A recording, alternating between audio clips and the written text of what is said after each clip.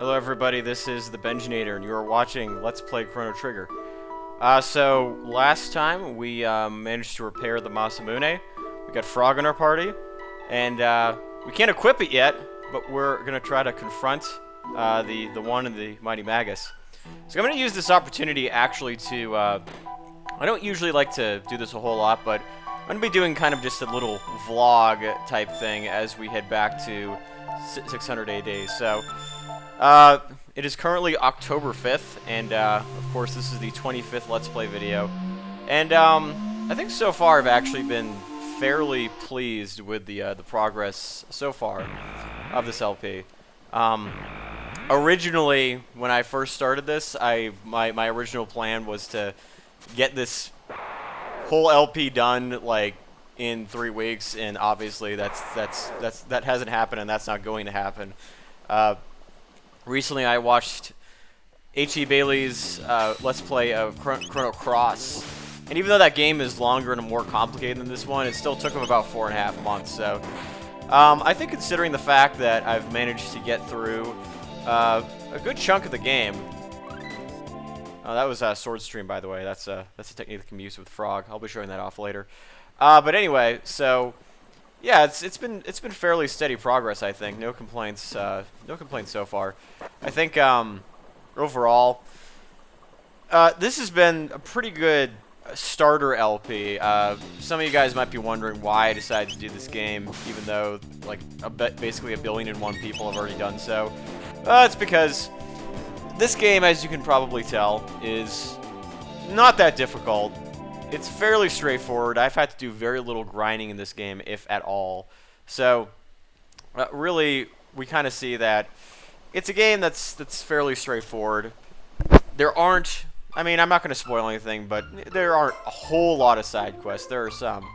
And so, it kind of makes this game fairly interesting to play, and definitely a good way to start. The next game I'm going to be LPing, though, is going to be way more complicated and needing a heck of a lot more exposition. And there's also going to be a lot of, I guess, stuff that I'm going to be cutting out. But I'll be telling you about that game later, guys. So anyway, let's go to where our next destination is, and that is actually right here. That is the Magic Cave. And we had heard about this a little bit earlier.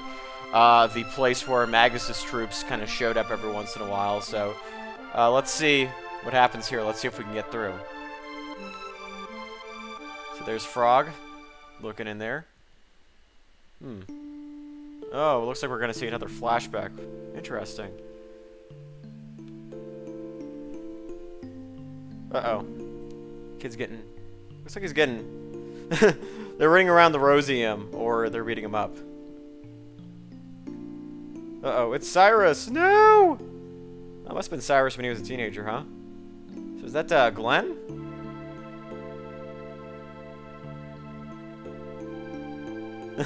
Seems they have to grit their teeth. That's right. Aw. You're a marshmallow.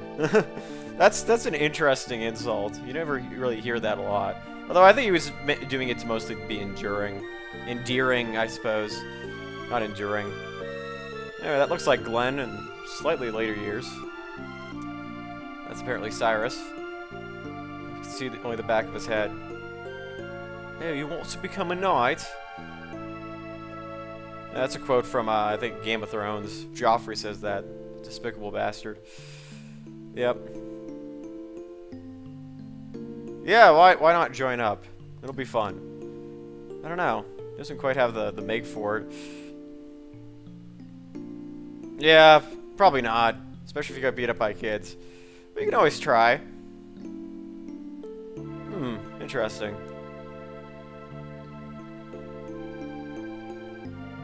Yeah, this is it's kind of an interesting flashback. I kind of like how they included this in the game, because you know, there's a lot of games, especially in this era, that didn't really have a lot of flashbacks. You see that in Final Fantasy VI, though, quite a bit. They kind of use the flashback mechanic. Oh, this scene again. Okay, so the other flashback. Then gets hit by that lightning bolt, and he's going to fall off, as we saw last time. But I wonder what happened to Glenn. That's an interesting question. He's still alive? Oh! Wait a minute. I see what it is now. Apparently Glenn was transformed into Frog, but how did he acquire Shakespearean English? That's something I wonder about. I don't know if the spell made it so that he spoke in Shakespearean English, but huh. Well, there's the hero's medal, I suppose. Yeah, I guess there it is. So that explains a lot. Okay. So he used to be Glenn, huh? All right. Yep, time to give him the sword. He had Chrono carrying it the whole time. He said hand it over, not stick it into the ground, but I guess this works. It's time to use that sword, Glenn. My name is Glenn. All right, let's do it. Forthwith, I shall slay Magus and restore honor. All right. Oh, we get another cutscene. This is exciting. Oh, another remixed version of this song. That's really cool. They did this. They've been doing pretty well with these so far. I mean, I know I've played this particular version of the game before, but I always forget about the cutscenes and the remixed versions, which is always kind of a nice surprise. So, I'm just going to use that sword. Yeah! Who knew a frog could be so powerful? He's definitely one hell of a frog. That's another thing you don't get to see in the Super Nintendo version. This is one of the reasons why I chose this instead of the SNES version. There's another reason as well, which will become very evident once we get close to the end of this LP, but there are multiple reasons why. It wasn't just because I have some kind of bias towards the PlayStation. If I feel like a version is more functional than when it's ported to a later system, I will use that earlier version, but I felt like this PlayStation version was much more appropriate. Alright, now Chrono is pleased. And now we get to see the whole thing again in 8-bit. There we are. And the sword got magically smaller. That's kind of funny. Essentially, once he actually holds the sword, it shrinks. It gets to about half the size. I find that kind of hilarious. Ah, well. What can you do? Alright, well, that's a very loud sword. Now we finally gonna go through the cave? Alright, there we go. Woohoo!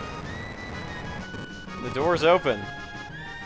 Good thing those things didn't land on our head. That would be really inconvenient. And now Frog has had his badass moment. Good for him, I guess. So let me just show you something once we get in this cave. Something that is just kind of nice to note. Alright, here we go. So now, of course, he's carrying the Masamune. He is really... Yeah, I should have fixed that. I'm sorry.